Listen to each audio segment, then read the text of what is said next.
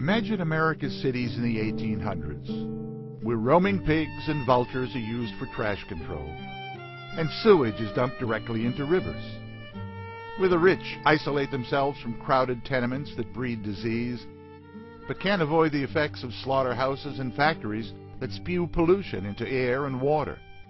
Add to that horses, their manure and carcasses left in the streets, and perhaps a stifling summer heat wave. In contrast, Maine was an unspoiled paradise. It was no coincidence that the state led the way in redefining childhood, one beautiful summer at a time.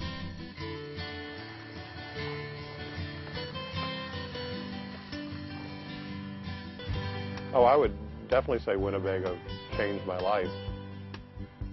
You know, you remember it 50 years later somewhat selectively, but it was a terrific experience. I loved it.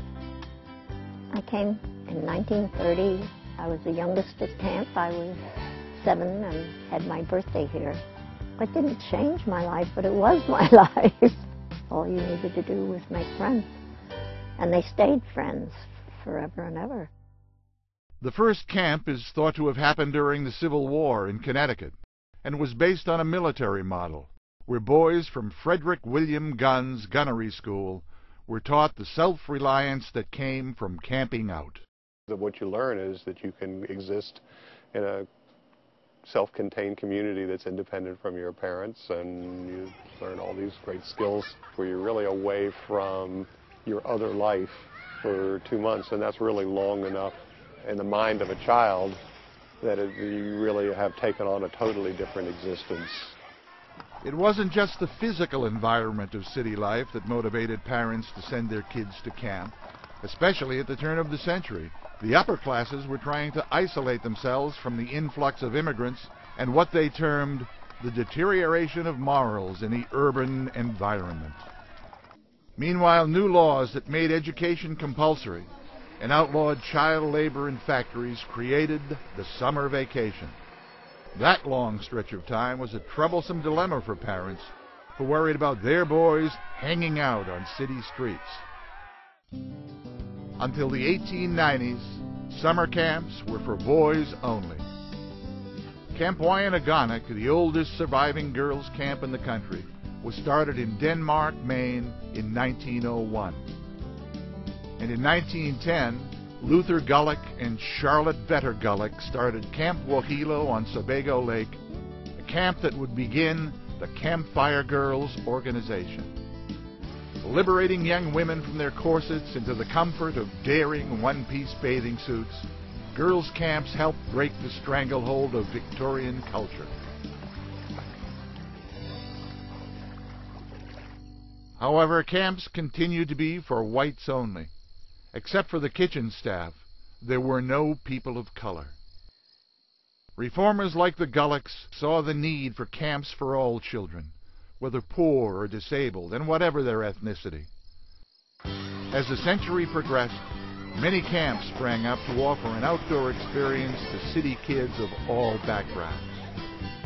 The camp was founded in 1919, but in those decades, there was overt discrimination, and kids from the city, Jewish kids, were not included in certain camps.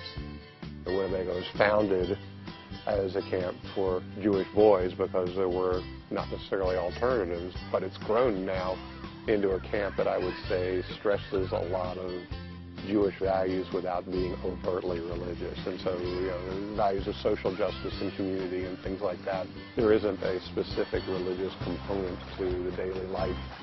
An often hidden asset to the Maine economy, summer camps thrived in easy reach of children in the East. To get to Renoya in the 30s, and they had camp trains that had nothing but campers going to different places. And then when we got here, they met us with, we had a funny little truck. And it was a wonderful beginning. The train trip itself was exciting. As reflected in their Indian names, summer camps were fueled by romanticism about the American Indian, as well as the recognition that agricultural and rural lifestyles were being swallowed by cities and factories. Parents wanted their children to have a supposedly authentic encounter with rural American folk life from the good old days. But what they did instead was invent an ideal natural world that was child-safe and easy to use. The post-war years of the 20s and again in the 50s were boom times for Maine summer camps as the country yearned for a return to normalcy after war. Where once a good child was defined as a small adult, camps helped form a new definition of a carefree American youth. The camp has a bugle system. It's a tape that they play that plays military bugles to announce time for meals, time to go to bed, time to wake up, reveille. And the common prank was to start the bugles going at 2 or 3 in the morning and see how long it took for them to stop. I used to paddle from Renoya around the point and say, really, back in the early 30s, someday I want to live here. And now I do. Many campers return to Maine to settle as adults. Growing from the seeds of their experience, former campers want to create for their own children a taste of the way childhood should be. Typically there's an evening program or an evening assembly, and at the end, whether it's a dramatic performance or a campfire, there would be the chance to say goodnight by singing a song. It's where everybody joins arms together and sings Goodnight Winnebago.